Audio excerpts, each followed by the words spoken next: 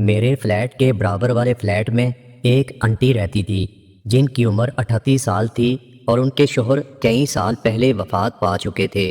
ان کے 2 بچے تھے جو اپنے نانا نانی کے پاس رہتے تھے، جبکہ وہ انٹی اپنی زندگی اکیلے گزار رہی تھیں۔ بہت پردے دار، خوش مزاج اور اپنی دنیا میں مگن عورت تھی۔ میں ایک سرکاری ملازم تھا۔ میری بیوی کچھ سال پہلے مجھ سے طلاق لے چکی تھی اور بچے اپنی ماں کے ساتھ رہتے تھے۔ میری زندگی بھی تنہائی میں گزر رہی تھی۔ انٹی کا انداز، چال اور بات کرنے کا سلیقہ میرے دل کو چھو جاتا تھا۔ ان کے لہجے میں ایک عجیب مٹھاس تھی اور نگاہوں میں ایک تھکی ہوئی چمک چھپی تھی۔ کچھ عرصے کے بعد ہماری سلام دعا بڑھنے لگی۔ وہ اکثر اپنے فلیٹ کے باہر جھاڑو لگا رہی ہوتی تو مجھے سلام کرتی، میں جواب دے کر مسکرا دیتا۔ ایک دن وہ میرے دروازے پر آئی، ہاتھ میں تیل کی بوتل تھی۔ کہنے لگی، بھائی سوری، ایک کام تھا۔ میری وہ پرانی سلائی مشین ہے، اس کی سوئی جام ہو گئی ہے، آپ پلیز مجھے اس کا آئل چینج کر دیں۔ میں ایک لمحے کے لیے حیران ہوا۔ آنٹی کی آواز میں تھوڑی شرم تھی، مگر اس کے پیچھے ایک معصوم اعتماد بھی تھا۔ میں نے مسکراتے ہوئے کہا، آئل چینج کروانا ہے۔ آنٹی کہنے لگی، جی تیل ڈالنے والا کام؟ مطلب میری مشین جام ہو چکی ہے اور میں کوشش کر رہی تھی مگر میرے ہاتھوں سے کچھ بھی نہیں ہو رہا۔ میں نے چابی اٹھائی اور ان کے پیچھے ان کے فلیٹ میں چلا آیا۔ اندر بہت مہک تھی، کمرہ بہت صاف ستھرا تھا، ہر چیز سلیقے سے رکھی تھی۔ انٹی مشین لا کر ایک چادر پر رکھ چکی تھی۔ میں بیٹھا، ہاتھ میں کپڑا لیا اور دھیرے سے صفائی شروع کی۔ میں نے کہا، یہ مشین بہت پرانی ہے۔ آنٹی کہنے لگی، ہاں یہ مجھے شادی کے وقت ملی تھی، لیکن اب تو جیسے ہر چیز کی روانی ختم ہو چکی ہے۔ میں نے ایک نظر ان کی آنکھوں میں دیکھا تھا، ایک لمحے کو خاموشی طاری ہو چکی تھی۔ وہ بات کہنے کے بعد فوراً کچن میں چلی گئی۔ کہنے لگی، چائے بنا کر دیتی ہوں، آپ میری مشین کا آئل چینج کر لیں۔ جب وہ واپس آئیں تو میں نے صفائی مکمل کر لی تھی اور تیل لگا کر مشین کو رواں کر دیا تھا۔ میں نے کہا، اب چلا کر دیکھیں۔ وہ میری بات سن کر مسکرا پڑی، تھوڑا سا جھک کر مشین کی سوئی کو ہاتھ لگایا۔ مشین نے روانی سے چلنا شروع کر دیا۔ کہنے لگی، واہ بھائی، آپ نے تو جیسے جادو کر دیا ہو۔ میں نے کہا، آنٹی یہ صرف آئل چینج تھا، اصل بات روانی کی ہوتی ہے۔ جب وقت پر چکنائی ملے تو ہر چیز دوبارہ چل پڑتی ہے۔ آنٹی نے ایک لمحے کو میری طرف دیکھا جیسے میری بات سمجھ گئی ہوں، مگر وہ کچھ بھی نہیں بولی۔ ان کے لبوں پر ایک ایسی مسکراہٹ تھی جس میں کئی راز دفن تھے۔ اسی شام کے بعد ہماری بات چیت میں ایک نرم روانی آ گئی۔ اب وہ کبھی کبھی دوپہر کے وقت مجھے چائے پر بلا لیتی، میں بھی بغیر شرم کے وہاں چلا جاتا۔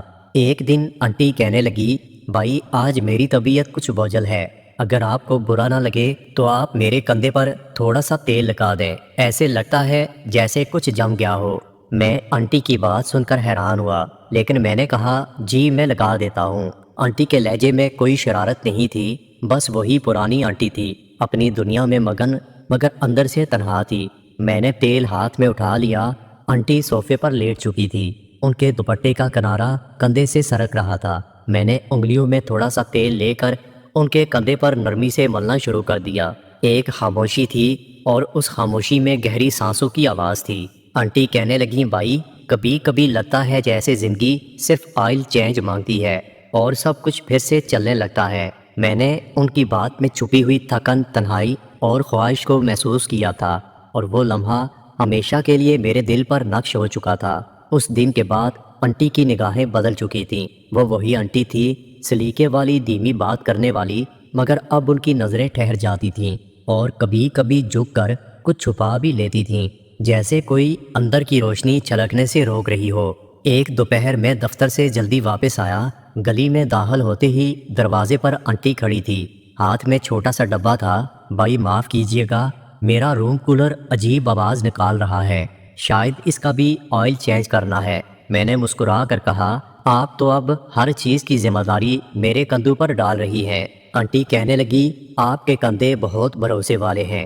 یہ جملہ سیدھا میرے دل پر اترا تھا۔ وہ شرما کر واپس مڑی اور اندر چلی آئی۔ روم کولر کمرے کے کونے میں رکھا تھا، پرانا سا تھا، واقعی آواز کر رہا تھا۔ میں اسے ٹھیک کرنے لگا۔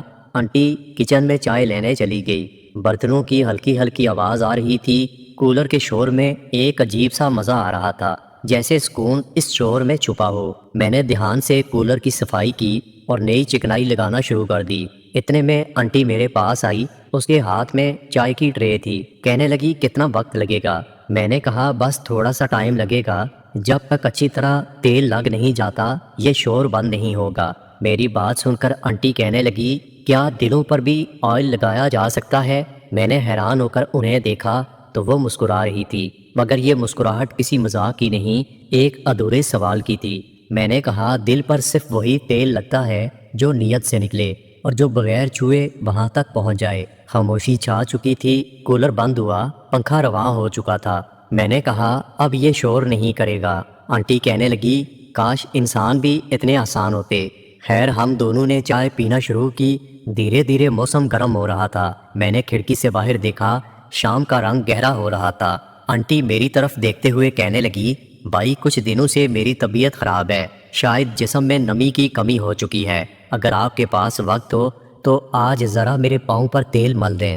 یہ جملہ عام ہوتا تو شاید برا لگتا، مگر وہ اس قدر نرمی اور سادگی سے کہہ رہی تھی کہ اس میں کوئی شرارت نہیں تھی، بس ایک عورت کی تنہائی جھانک رہی تھی جو اپنے جسم کی بے رونقی کو کسی کے لمس سے جگانا چاہتی تھی، وہ بھی بغیر کسی لفظی تجاوز کے۔ میں نے سر ہلا دیا۔ وہ صوفے پر بیٹھ چکی تھی، دوپٹہ اب بھی مکمل انداز میں تھا۔ انہوں نے پاؤں سامنے کیے، میں نے ہلکے ہاتھوں سے تیل انگلیوں پر لگا لیا اور ان کے تلووں پر نرمی سے لگانا شروع کیا۔ ان کی سانس کی رفتار آہستہ آہستہ بدلنے لگی۔ انہوں نے اپنی آنکھیں بند کر لیں، کہنے لگیں آپ کے ہاتھوں میں بڑا سکون ہے، ایسا لگ رہا ہے جیسے میرا جسم زندہ ہو رہا ہو۔ آنٹی کی بات سن کر میں نے کچھ نہیں کہا، میں صرف ان کی مالش کرتا رہا۔ آنٹی کہنے لگیں کبھی کبھی لگتا ہے کہ تیل صرف مشینوں کے لیے نہیں ہوتا، جسم بھی چیخ چیخ کر کہتا ہے اب کچھ روانی چاہیے۔ میں نے سر اٹھایا، ان کی آنکھوں میں نمی تھی، لیکن یہ آنسو نہیں تھے، یہ کسی دبے جذبات کی گواہی تھی۔ میں نے صرف اتنا کہا روانی مل جائے تو زندگی کا پنکھا بھی بغیر شور کے چلتا ہے۔ ایک لمحے کو ہم دونوں خاموش ہوئے، مگر اس خاموشی میں ایک معاہدہ طے پا چکا تھا، بغیر زبان کے، بغیر وعدے کے۔ میں معمول پر اپنے روزمرہ کے کام کرتا رہا، مگر ہر رات جب فلیٹ کی خاموش دیواریں میرے گرد سناٹا بننے لگتیں تب آنٹی کے وہ لمحے یاد آنے لگتے۔ ایک شام دروازے پر دستک ہوئی، دروازہ کھولا تو آنٹی ہاتھ میں کچھ کپڑے لیے کھڑی تھی۔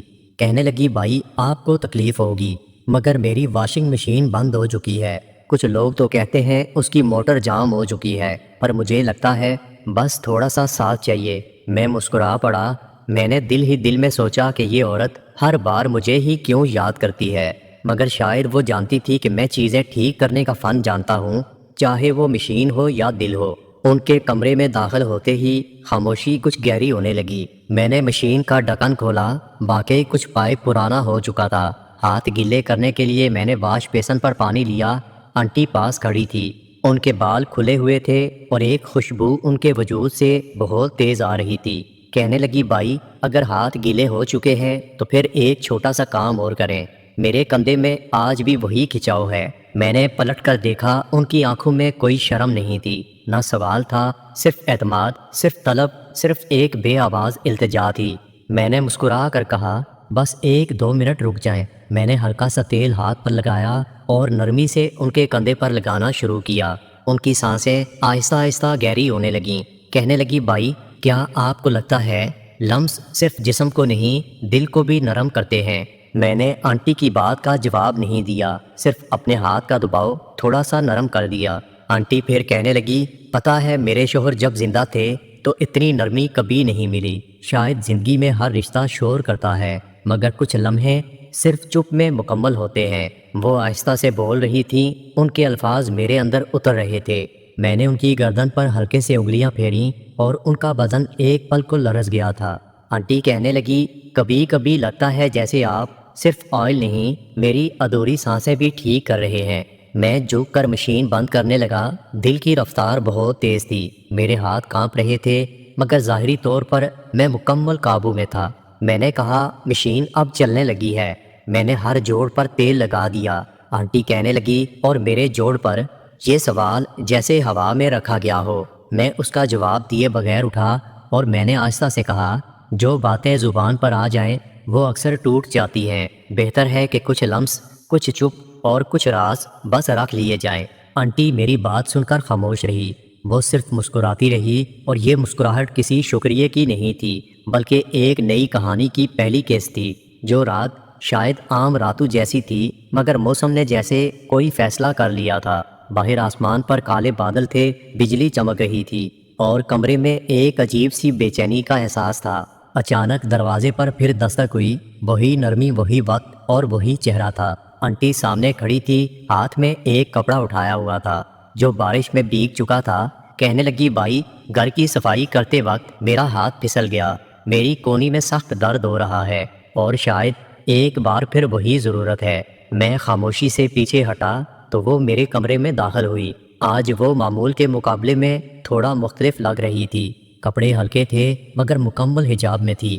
میں نے تیل اٹھا کر میز پر رکھا۔ میں نے تیل کھولا، کمرے میں مہک پھیل گئی، اور جیسے ہی پہلا لمس ان کی کونی پر گیا، وہ ایک گہری سانس کے ساتھ کہنے لگی، کبھی کبھی دل کرتا ہے کہ کوئی ہمیں چھوئے نہیں، صرف محسوس کرے، بغیر کسی نیت کے، بس ضرورت کے تحت ہو۔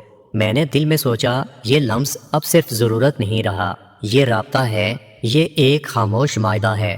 ان کے کندھے پر جب میں نے ہاتھ رکھا تو انہوں نے اپنی آنکھیں بند کر لیں۔ ان کی سانسوں میں اب وہ روانی تھی جو شاید برسوں کے بعد لوٹی تھی۔ آنٹی کہنے لگی، بھائی، کیا آپ کو کبھی لگا کہ کچھ رشتے آئل چین جیسے ہوتے ہیں؟ نہ نکاح کی ضرورت، نہ وعدے کی، بس وقت پر تھوڑی گرمی، تھوڑا لمس، اور چیزیں پھر سے چلنے لگتی ہیں۔ میرے ہاتھ ان کی پشت کی جانب جانے لگے۔ وہ تھوڑا سا جھک چکی تھی، جیسے خود کو مکمل طور پر میرے حوالے کر دیا ہو، مگر خاموشی سے، مکمل بھروسے سے۔ کہنے لگی، میں ایک بات کہنا چاہتی ہوں، آپ کا ہر لمس میرے اندر کچھ کھول دیتا ہے، جیسے برسوں کا زنگ صاف ہو رہا ہو۔ میں نے ان کی کمر کے نچلے حصے پر تیل لگایا، دھیرے دھیرے، مکمل خاموشی میں۔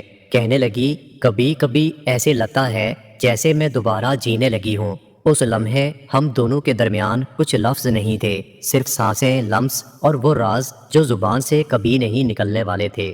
دوستو، اگر آپ کو ویڈیو اچھی لگی ہو تو ویڈیو کو لائک اور میرے چینل کو سبسکرائب ضرور کیجیے گا، اور دوستو، اپنا بہت سارا خیال رکھیے گا۔ ملتے ہیں اگلی ویڈیو کے ساتھ۔